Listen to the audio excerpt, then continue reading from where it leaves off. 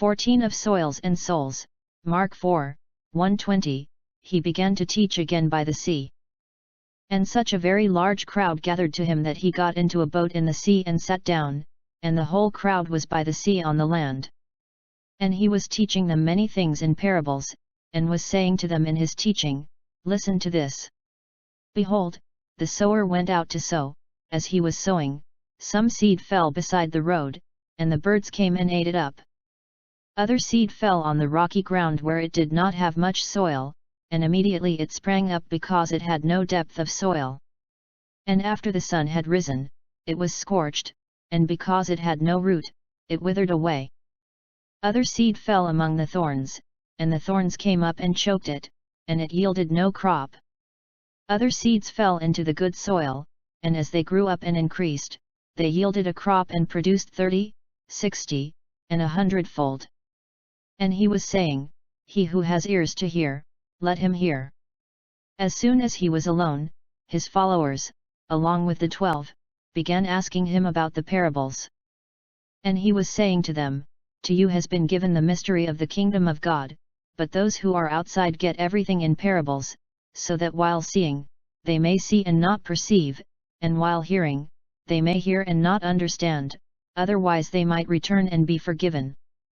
And he said to them, Do you not understand this parable? How will you understand all the parables? The sower sows the word. These are the ones who are beside the road where the word is sown, and when they hear, immediately Satan comes and takes away the word which has been sown in them. In a similar way these are the ones on whom seed was sown on the rocky places, who, when they hear the word, immediately receive it with joy, and they have no firm root in themselves, but are only temporary. Then, when affliction or persecution arises because of the word, immediately they fall away. And others are the ones on whom seed was sown among the thorns. These are the ones who have heard the word, but the worries of the world, and the deceitfulness of riches, and the desires for other things enter in and choke the word, and it becomes unfruitful. And those are the ones on whom seed was sown on the good soil, and they hear the word and accept it and bear fruit, 30, 60, and 100-fold. 4, 120, the nation of Israel, at the outset of the 1st century, was dominated by messianic expectation. The Jewish people envisioned a deliverer who would rescue them from Roman occupation, restoring to Israel's national glory everything that had been lost at the hands of foreign oppressors like the Assyrians, Babylonians, Greeks, and Romans. As devoted readers of the Old Testament, they looked to the extensive promises of Messiah's kingdom with eager anticipation, convinced he would re-establish David's throne in Jerusalem and exalt Israel above all other nations. In New Testament times, the only royal dynasty in Israel was that of the Herods, who ruled by Rome's consent. But Herod the Great and his sons were Edomites, descendants of Esau, who repeatedly put their own interests above those of the Jews. Under Roman dominion, the people were required to pay burdensome taxes to Caesar, cf. Mark 2, 13-17, a painful reminder of their wearying national bondage. Often the target of Roman brutality, in part because of their strict monotheism, the Jewish people became increasingly resentful of the imperial yoke they were forced to bear. As the weight of foreign oppression grew heavier, the flames of messianic anticipation burned ever brighter. When John the Baptist began preaching in the wilderness, declaring himself to be the Messiah's forerunner, cf.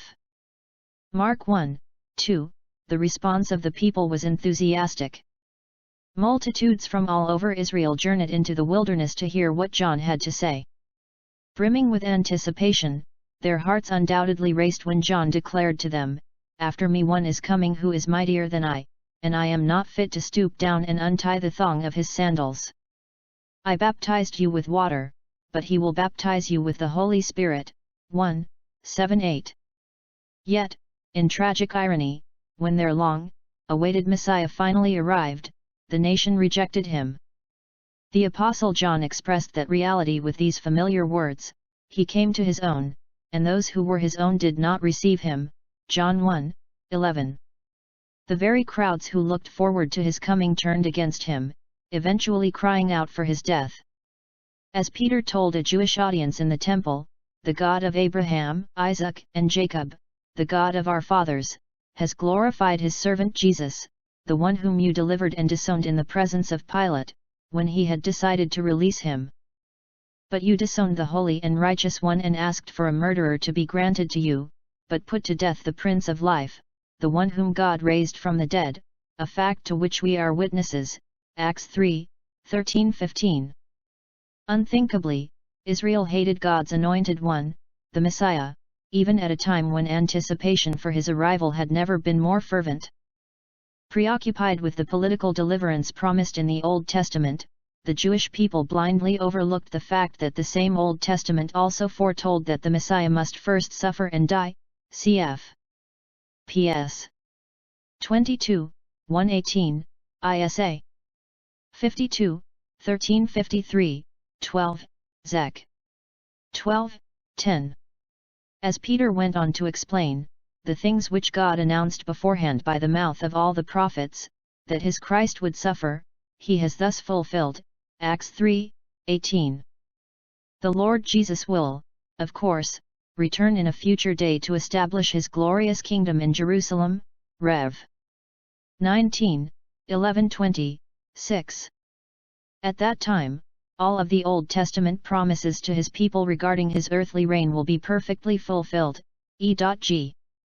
ISA 9, 6, 7, 11, 4, 5, 24, 23, 33, 17, 22, 42, 3, 4, 49, 22, 23, 60, 162, 7, J. 33, 14, 21. But in his first coming, Jesus came as the final sacrificial lamb who would bear the penalty for sin by dying on the cross, cf. Phil. 2, 5:11, 1 Peter 2, 21-25. Jesus himself declared his mission with these words, "For even the Son of Man did not come to be served, but to serve, and to give his life a ransom for many." Mark 10:45. Clearly, his role as the suffering servant did not correspond to the prevailing expectations of a warrior prince who would overthrow the Romans. Though there was a great deal of superficial interest in Jesus' miracles, the number of true disciples was comparatively small. It must have been difficult for Jesus' disciples to understand why so few of the Jewish people, and especially the religious leaders, believed in him. On numerous occasions, they had witnessed Jesus exercise divine power over demons, disease, and even death. They knew he was the Messiah, cf. Mark 8:29. Jesus referred to them as members of his spiritual family, Mark 3:34, because they obeyed the will of the Father by believing in the Son, John 6:40. But they were in the minority, comprising only a little flock, cf. John 10:27. Israel's religious establishment worked tirelessly to discredit Jesus in the people's minds. They claimed, "He casts out the demons by the ruler of the demons," Mark 3:22. The crowds who came to hear Jesus found themselves caught between a superficial curiosity in his miracles and a desire not to offend the religious leaders, cf. John 2:24-25. Even some of the Pharisees experienced this very tension. Nevertheless, many even of the rulers believed in him, but because of the Pharisees they were not confessing him, for fear that they would be put out of the synagogue, for they loved the approval of men rather than the approval of God. John 12:42-43. The fear of man, along with the high cost of discipleship, caused many who were initially attracted to Jesus to eventually fall away, cf. John 6:66. Why did this happen? How could the long-awaited Messiah be so widely rejected by his own people? Jesus' power was unmistakably divine. His teaching was authoritative, his miracles, wondrously supernatural, his life, sinless, his popularity, unprecedented. Yet, at the end of his earthly ministry, his band of followers only numbered about 500, likely in Galilee, and 120 in Jerusalem, cf. Acts 1:15, 1 Cor. 15:6. Why were there so few? An unnamed follower of Christ asked him that very question in Luke 13:23, Lord, are there just a few who are being saved? Jesus had already answered that question in the Sermon on the Mount. Enter through the narrow gate, for the gate is wide and the way is broad that leads to destruction, and there are many who enter through it. For the gate is small and the way is narrow that leads to life, and there are few who find it. Matt. 7:13-14. Clearly, Jesus emphasized the narrow exclusivity of the gospel. Even so, those who truly believed in him must have wondered why the majority of their fellow countrymen rejected the Messiah even after many had initially responded to him with enthusiasm and fascination. To help his disciples understand the cause of Israel's growing rejection, Jesus created an explanatory parable drawn directly from the agricultural world of the first century. In Mark 4:19, he simply described the reality of different types of soil to the listening crowds. He then articulated the purpose behind his parables in verses 10-13, but only to his followers. In verses 14-20, he explained to them that the point of this parable was to illustrate the basic reason for people's responses to the gospel. The parable, a story about soils, he began to teach again by the sea. And such a very large crowd gathered to him that he got into a boat in the sea and sat down, and the whole crowd was by the sea on the land. And he was teaching them many things in parables, and was saying to them in his teaching, Listen to this. Behold, the sower went out to sow. As he was sowing, some seed fell beside the road, and the birds came and ate it up. Other seed fell on the rocky ground where it did not have much soil, and immediately it sprang up because it had no depth of soil. And after the sun had risen, it was scorched, and because it had no root, it withered away. Other seed fell among the thorns, and the thorns came up and choked it, and it yielded no crop. Other seeds fell into the good soil, and as they grew up and increased, they yielded a crop and produced 30, 60, and 100-fold. 4:18, after his family came to find him in an apparent attempt to take him with them back to Nazareth, Mark 3:21-32, Jesus left the house where he had been ministering and retreated to the shores of the Sea of Galilee. There, still surrounded by throngs of people, he began to teach again by the sea. Earlier that same day, Matt. 13:1, after healing a blind and mute demoniac, Jesus had been accused by the unbelieving Pharisees of casting out the demons by the ruler of the demons, Mark 3:22. In response, the Lord warned them of the eternal danger of thus blaspheming the Holy Spirit who was at work through him, VV 28-29. Though he had been rejected and repudiated by Israel's religious elite because of his words, Jesus remained popular with the common people because of his works. The massive multitudes compelled him to spend prolonged periods of time in rural areas, away from the cities, in order to accommodate all who came to him because of his miracles, cf. 1:45. On this occasion, as on others, cf. 3:9, such a very large crowd gathered to him that he got into a boat in the sea and sat down, and the whole crowd was by the sea on the land. In order to address the entire multitude, Jesus put some space between himself and the pressing mob by getting into a boat, likely a small fishing vessel which was pushed just offshore.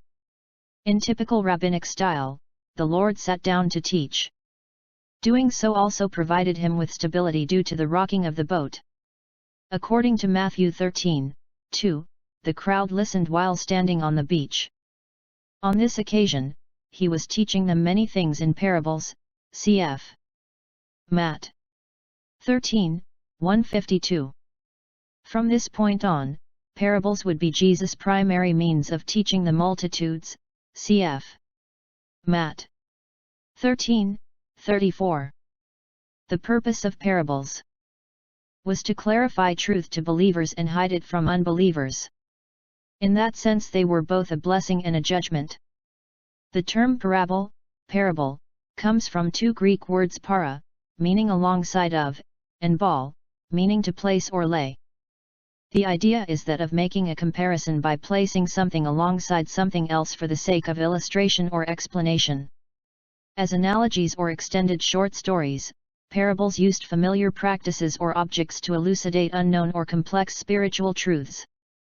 They represented a common form of rabbinic teaching, with the term appearing some 45 times in the Septuagint, the Greek version of the Old Testament.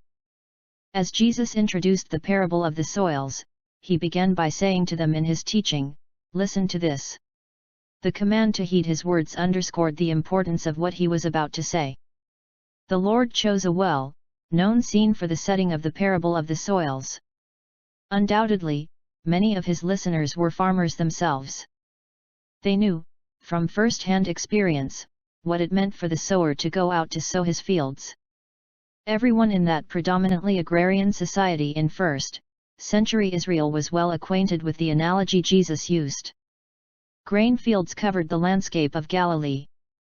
A man hoisting a seed bag over his shoulder and scattering seed as he slowly traversed his furrowed field would have been a familiar sight. Jesus' listeners were equally aware of the types of ground on which seed could fall as the sower was sowing. Scattering seed by hand meant that some of the seed inevitably fell on various kinds of poor soil. Some seed was bound to fall beside the road, a reference to the narrow paths that crisscrossed the Galilean landscape, separating fields and providing both farmers and travelers access through the countryside. Jesus and his disciples had earlier walked along such a road when the Pharisees confronted them for picking grain on the Sabbath. Mark 2:23-28. Such paths were dry and unprotected from the hot, arid climate. Due to repeated foot traffic, roads were hard-packed, almost like pavement, making it nearly impossible for any seed that fell there to penetrate the ground and take root. Because seed that fell beside the road lay exposed alongside the dusty path, it was not long before the birds came and ate it up. They followed the sower, flying behind and waiting until the sower had moved on to another part of the field, in order to swoop down and eat the easily accessible seed. Whatever the birds missed would be trampled underfoot, Luke 8:5, by travelers as they walked along the path. Other seed fell on a second type of unproductive ground, the rocky ground where it did not have much soil. Israel is a very rocky land, with much of the rock invisibly lying beneath the surface. Though farmers always removed the loose rocks from their fields prior to planting, there were inevitably places where underlying bedrock, usually limestone, was covered by only a shallow layer of soil. When seed landed in these areas and germinated, immediately a plant sprang up, because the soil was warm and the underlying rock helped to trap moisture and nutrients. What initially looked good on the surface was only temporary. Though the plant initially sprouted, because it had no depth of soil due to the underlying rock, its roots were unable to develop properly. Consequently, after the sun had risen, it was scorched in the dry, desert heat. After the spring rains ended, the fledgling plant was subjected to the harsh conditions of the summer months. Because it had no root, it quickly withered away. Without an adequate root system, the plant could not get the moisture it needed to bear fruit, cf. Luke 8:6. Still more seed fell on a third type of soil, among the thorns. Though this ground looked good after it had been tilled, it was actually infested with thorns, so that as the grain began to sprout, a crop of weeds grew up with it, overwhelming the good seed until its life was squeezed out. The thorns sucked water and nourishment away from the good plants and choked them so that they yielded no crop. Finally, in contrast to the first three useless soils, other seeds fell into the good soil. This ground was not hard-packed like the road, or shallow like the rocky soil, or weed-infested like the thorny ground. Rather, it was soft and deep, free from thorns, and rich in moisture and nutrients.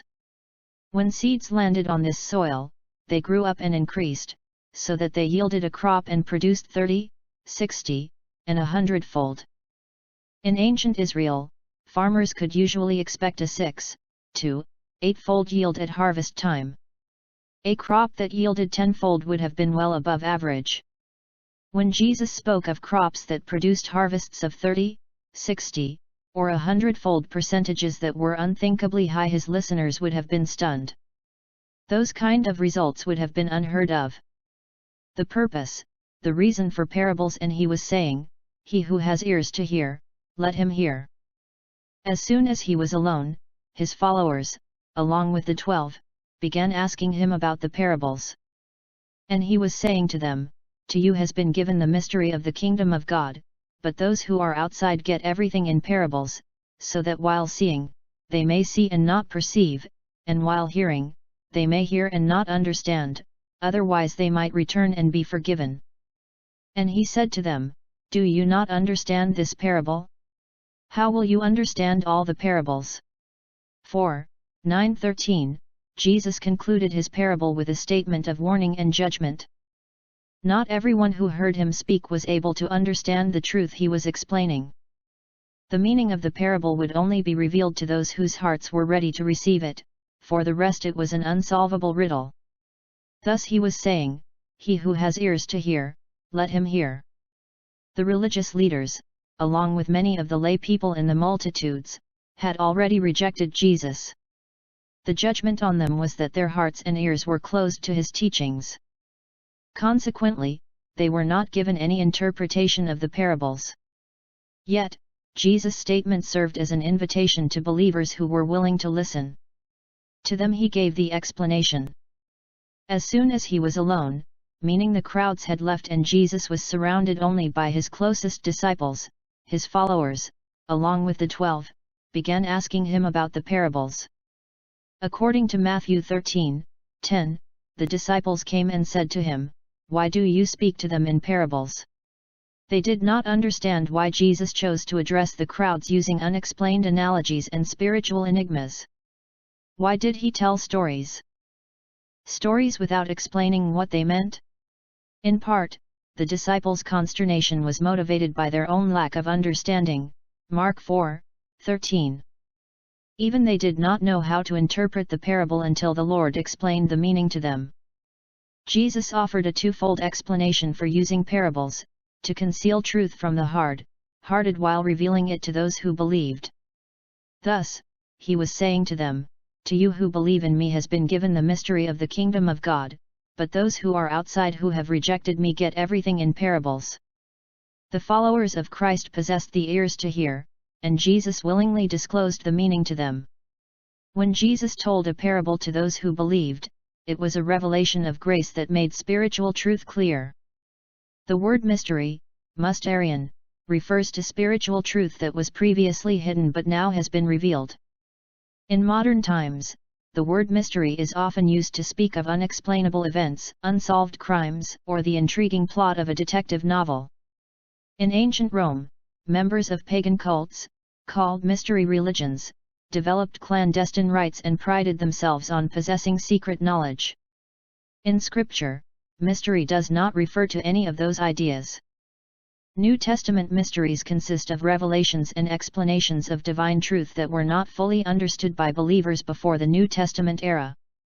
In this context, the mystery is the kingdom of God, a reference to the realm of salvation. Though God reigns over everyone and everything, the kingdom of salvation consists only of those who belong to Him through saving faith. Because they have genuinely embraced Jesus Christ as Savior and Lord, believers have been rescued by God from the domain of darkness, and transferred to the kingdom of His beloved Son, in whom we have redemption, the forgiveness of sins. Col. 1:13-14. Moreover, they have been adopted into the family of God. Rom.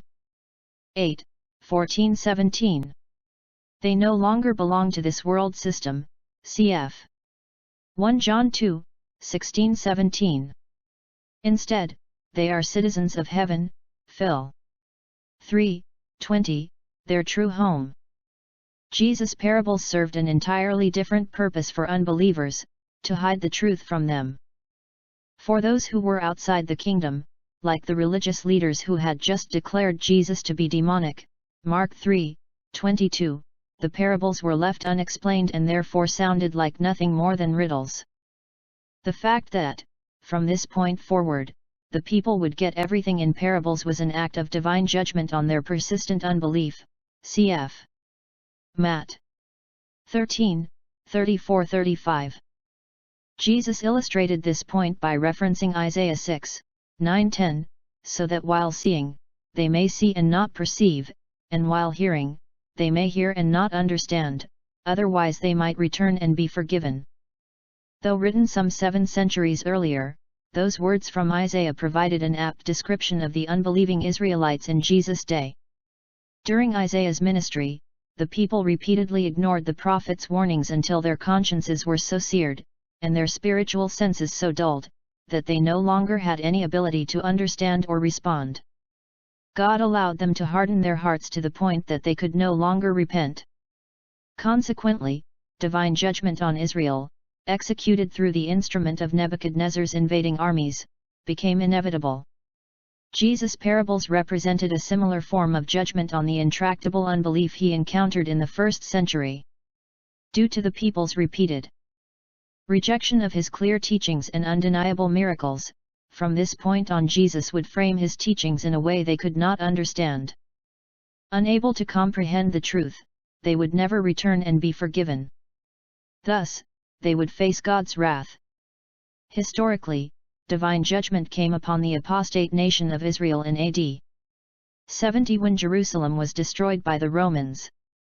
Eternally, that judgment came when those who had rejected Jesus died and were cast into the everlasting torments of hell. Both the curious crowds and the religious leaders had been given more than enough time and evidence to conclude that Jesus was the Messiah. Their unbelief persisted, growing increasingly resolute until it passed the point of no return, cf. Mark 3, 28-30. Consequently, divine judgment had set in. Their willful rejection of the Son of God had led to God's judicial rejection of them. God confirmed them in their resolute hard-headedness, allowing them to remain cemented in their own unbelief. Because their rejection was final, the time had come when they would no longer be given the message. Jesus directed the focus back to his disciples when he said to them, "Do you not understand this parable?" Clearly they did not. He continued, "How will you understand all the parables?" By asking that second question, the Lord motivated them to listen carefully as he explained its meaning. As Jesus' words indicate, understanding the parable of the soils was key to interpreting any subsequent parables. If the disciples could not comprehend such fundamental truths about salvation and the gospel, they would not be able to grasp later truths that built on that foundation. On a practical level, it was critical for Jesus' disciples to understand why his message was being rejected by so many. They, too, would be heralds of the gospel who would experience similar treatment from unbelievers. Yet, their evangelistic efforts would not be in vain. Though not all would listen, some would, and those who responded in faith would bear abundant fruit. The point, the meaning of the parable: the sower sows the word. These are the ones who are beside the road where the word is sown, and when they hear, immediately Satan comes and takes away the word which has been sown in them. In a similar way, these are the ones on whom seed was sown on the rocky places, who, when they hear the word, immediately receive it with joy, and they have no firm root in themselves, but are only temporary. Then, when affliction or persecution arises because of the word, immediately they fall away. And others are the ones on whom seed was sown among the thorns. These are the ones who have heard the word, but the worries of the world, and the deceitfulness of riches, and the desires for other things enter in and choke the word, and it becomes unfruitful. And those are the ones on whom seed was sown on the good soil, and they hear the word and accept it and bear fruit, 30, 60, and 100-fold. 14:20. Although this parable is popularly known as the parable of the sower is not at all the focus of Jesus' analogy.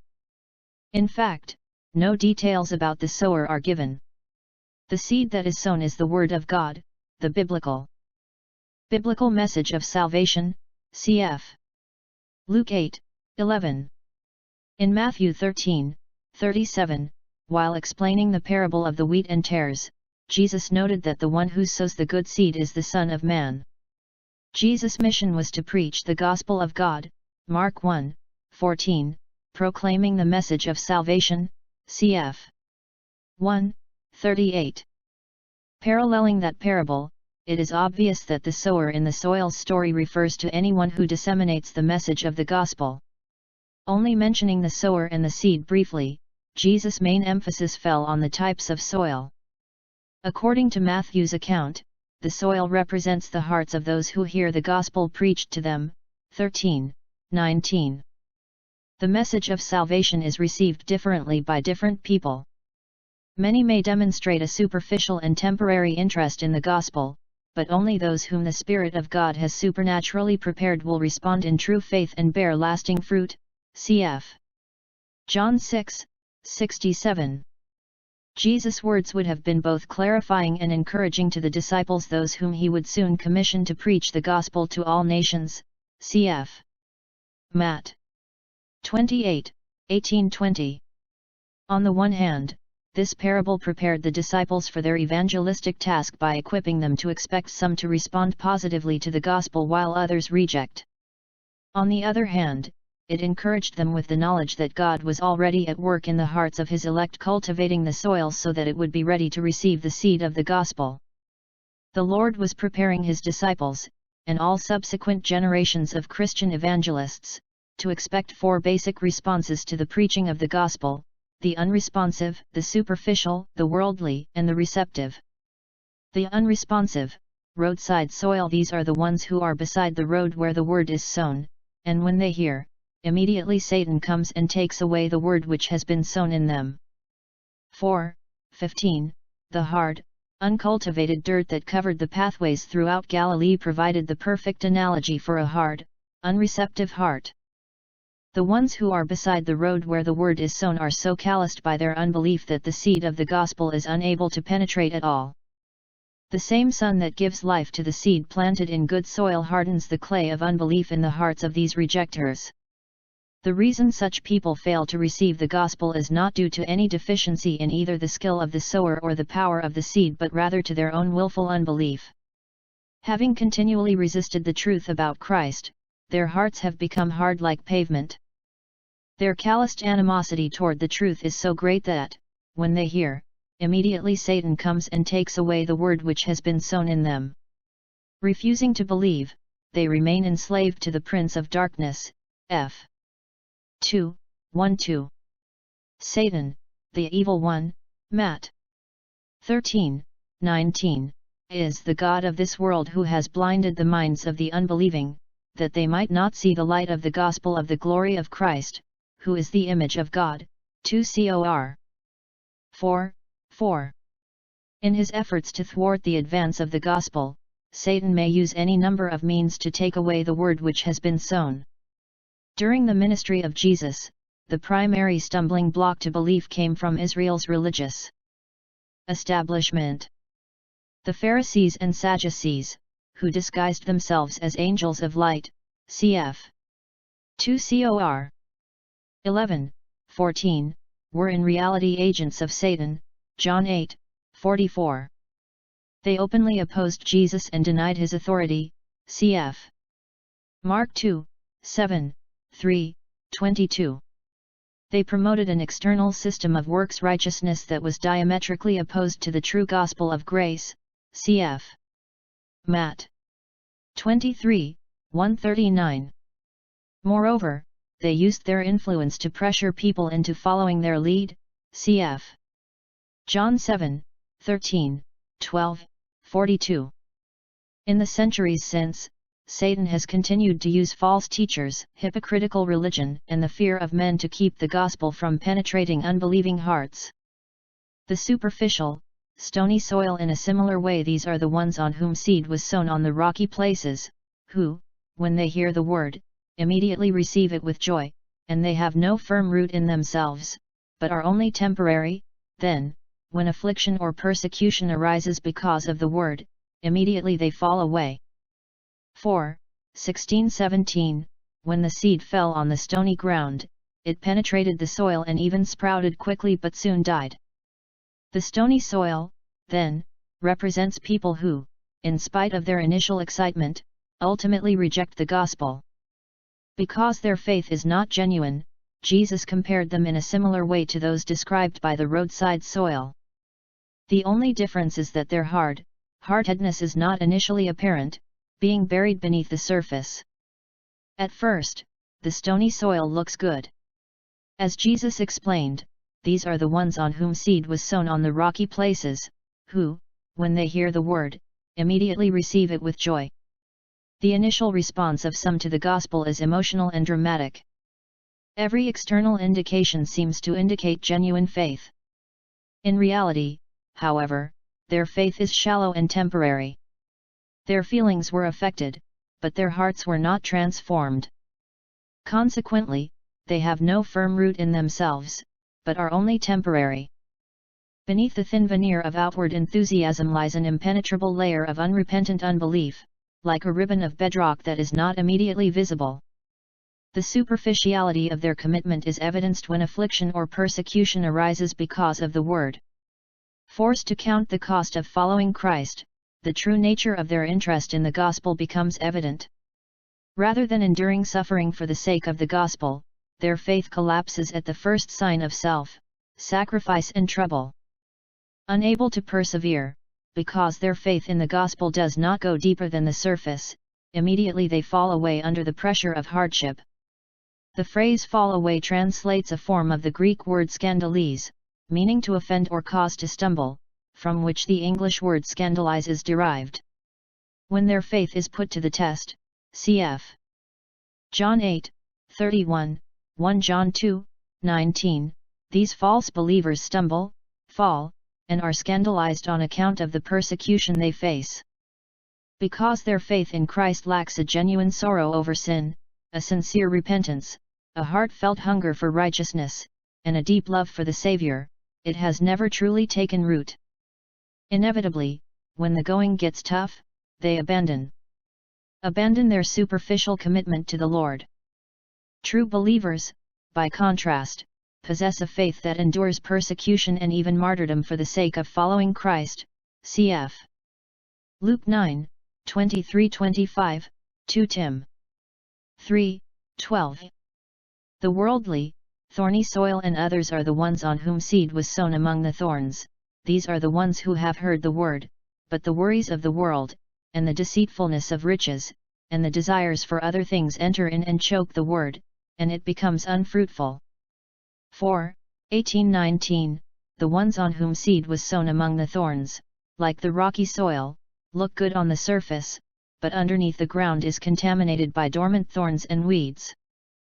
The word thorns, acantha, refers to a thorny bramble common to the land of Israel and frequently found in cultivated soil. This same word is used in Matt 27:29 to refer to the crown of thorns placed on Jesus' head at his crucifixion. When the seed begins to grow, a thorny weed sprouts alongside it, eventually choking out the good plant so that it cannot bear fruit. The weed-infested soil represents the ones who have heard the word, but the worries of the world, and the deceitfulness of riches, and the desires for other things enter in and choke the word, and it becomes unfruitful. Unlike the hard-hearted resistance of the roadside soil or the shallow emotionalism of the rocky soil, those represented by the thorny soil are double-minded. Rather than possessing a singular love for Christ, their hearts remain captivated by a love for the world. Their preoccupation with the worries of the world, and the deceitfulness of riches, and the desires for other things exposes the true allegiance of their hearts. As Jesus explained in the Sermon on the Mount, "Do not store up for yourselves treasures on earth, where moth and rust destroy, and where thieves break in and steal. But store up for yourselves treasures in heaven, where neither moth nor rust destroys, and where thieves do not break in or steal, for where your treasure is, there your heart will be also. No one can serve two masters, for either he will hate the one and love the other, or he will be devoted to one and despise the other. You cannot serve God and wealth." Matt 6:19-21, 24, cf. Mark 10:25, 1 Tim 6:17, few barriers to the gospel are more deceptive or deadly than worldliness and the love of money. The Apostle Paul warned that the love of money is a root of all sorts of evil, and some by longing for it have wandered away from the faith, and pierced themselves with many griefs. 1 Tim. 6:10. The Apostle John issued a similar admonition, "Do not love the world nor the things in the world. If anyone loves the world, the love of the Father is not in him. For all that is in the world, the lust of the flesh and the lust of the eyes and the boastful pride of life, is not from the Father, but is from the world. The world is passing away, and also its lusts, but the one who does the will of God lives forever." 1 John 2:15-17. A love for the world and a love for the Word are incompatible and mutually exclusive, the one will choke out the other. Those who truly love Christ will forsake the world. Conversely, those who love the world will forsake Christ and thus be spiritually unfruitful. The good, receptive soil, and those are the ones on whom seed was sown on the good soil, and they hear the word and accept it and bear fruit, 30, 60, and 100-fold. 4:20. Jesus contrasts the three types of poor soil with the soft, clean, and fertile soil of true belief. He describes genuine disciples as the ones on whom seed was sown on the good soil. Their hearts have been prepared by God Himself, cf. John 6:44, 65, cultivated and tilled by the Holy Spirit, cf. John 16:8-11, so that when they hear the word, they accept it, cf. Paul's words in 1 Thess. 2:13, "For this reason we also constantly thank God that when you received the word of God which you heard from us, you accepted it not as the word of men, but for what it really is, the word of God, which also performs its work in you who believe." The truth of God's word takes deep root in them. Neither Satan nor the world can thwart the saving effect of the gospel when it is deposited in a heart prepared by God to receive it. By including the good soil in his parable, Jesus sought to encourage his disciples and, by extension, all other believers who proclaim the truth of his gospel. Though many hearers will reject the gospel due to hardness, shallowness, and worldliness, there will always be some whom God has prepared to receive the good news of salvation, cf. Isa. 6:8-13. True believers, those characterized by the good soil, do not merely accept the gospel mentally, they are transformed by it through the power of the Holy Spirit. Consequently, they inevitably and necessarily bear fruit. As Jesus explained to his disciples in John 15:5-8, using a different agricultural metaphor, "I am the vine, you are the branches, he who abides in me and I in him, he bears much fruit, for apart from me you can do nothing. If anyone does not abide in me, he is thrown away as a branch and dries up, and they gather them, and cast them into the fire and they are burned. My Father is glorified by this, that you bear much fruit, and so prove to be my disciples." As Jesus' words indicate, fruit bearing is the ultimate mark of those who genuinely believe, John 8:31, 14, 15. Having been made alive by the Spirit of God, cf. F. 2:4-5, they produce fruit in keeping with repentance, Matt.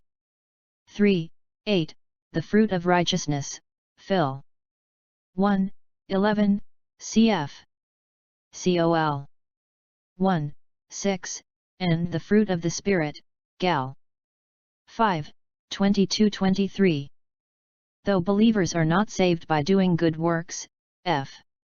2:8-9, those who are truly saved will give evidence of their new life in Christ through the fruit of obedience, F.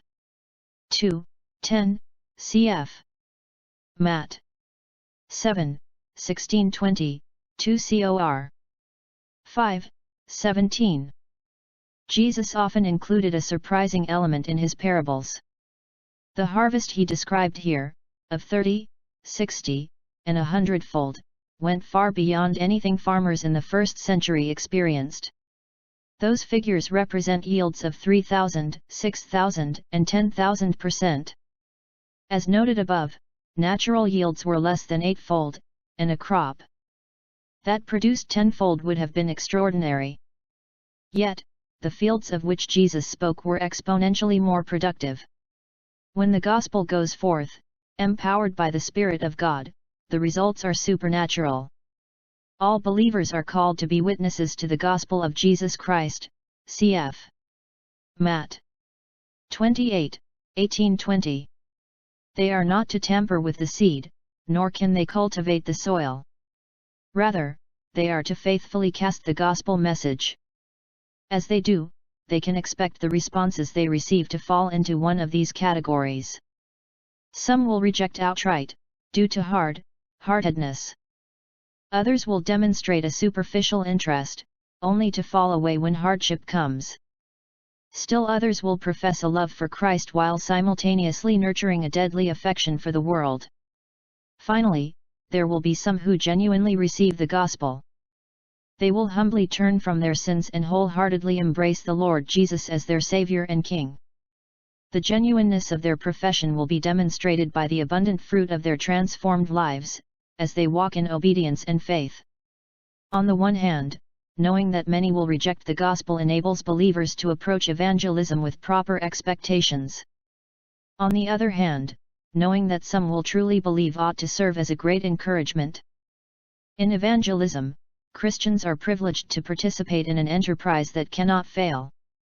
Those whom God is sovereignly drawing to Himself will be saved. If He has prepared the soil of their hearts, the seed will invariably take root and bear abundant fruit. Although there can be many explanations for why people reject the message of salvation, true repentance is only explainable as a supernatural work of God, cf. 2 Tim. 2:25. All sinners are born with hearts that are hard, shallow, and worldly. Speaking of their pre-conversion state, Paul told the Ephesians, "And you were dead in your trespasses and sins, in which you formerly walked according to the course of this world, according to the prince of the power of the air, of the spirit that is now working in the sons of disobedience. Among them we too all formerly lived in the lusts of our flesh, indulging the desires of the flesh and of the mind, and were by nature children of wrath, even as the rest." F. 2:1-3. The unredeemed heart is incapable of making itself ready to receive the gospel. Only God can transform that which is cold, calloused, and dead into something vibrant, receptive, and full of life. As Paul went on to say, "But God, being rich in mercy, because of His great love with which He loved us, even when we were dead in our transgressions, made us alive together with Christ. By grace you have been saved." VV 4:5.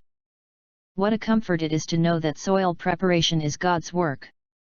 He supplies both the seed of His word and the power of His Spirit. He readies the soil, working in the hearts of those whom He is drawing to Himself. The task of the evangelist is simply this: to disseminate the seed through the faithful proclamation of the gospel. Having fulfilled that responsibility, believers can rest in the sovereignty of God, knowing that His word will bear fruit in the hearts and lives of those whom He has called.